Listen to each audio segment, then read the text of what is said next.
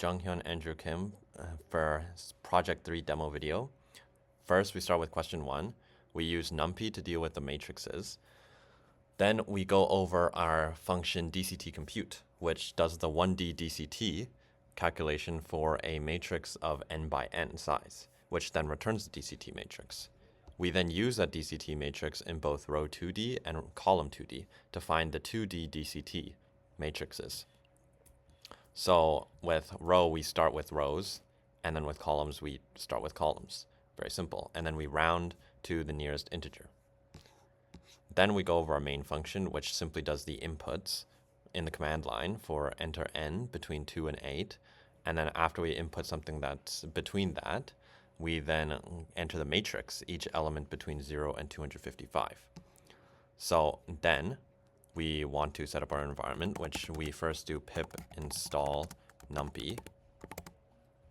And then we're going to want to run the code, which we start with enter between 2 and 8. We enter 8, and then we enter the matrix provided from the slides, which gives us our 2D DCT by rows and then by columns, which has our pillow for importing images and dealing with them, tkinter for creating our GUI, numpy for dealing with the arrays, and then collections to import the counter function, count frequency, and heapq for dealing with heaps.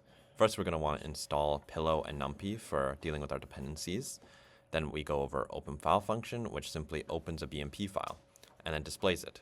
The display image function will then display it and compress the image as well. The build Huffman tree will build a Huffman tree and create a set of Huffman codes for that 1D data that's fed into it. We use Huffman encode to then encode that data and create a list of codes for giving us the total length of the data. We then use Huffman compression to use the build Huffman tree and Huffman encode to then get the compressed size and then get our original size, find our compression ratio by dividing, and then return the compression ratio for Huffman compression. Then we go over the predictor, which uses predictor B to find the difference between the current pixel and the pixel above it. Then we go over predictive compression, which takes the image. It gets the residuals from the predictor, or from the image. Then it gets residuals and flattens them and shifts to positive values. We then get the Huffman code by building the Huffman tree, and then we get the encoded data by using Huffman encode, and then we get the compressed size from those values, and then get the original size, and then find our compression ratio by dividing, returning our compression ratio. Compressed image will then take that image and set them through the Huffman compression function and the predictive compression function, and will then show it on the screen. Our exit program function will simply exit the program. And then at the end, we have some GUI functions for buttons. Now let's go over the demo.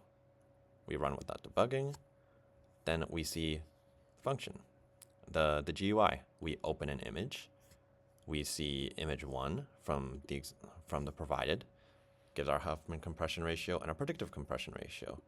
We then do the next image, gives us our Huffman compression and our predictive compression ratios.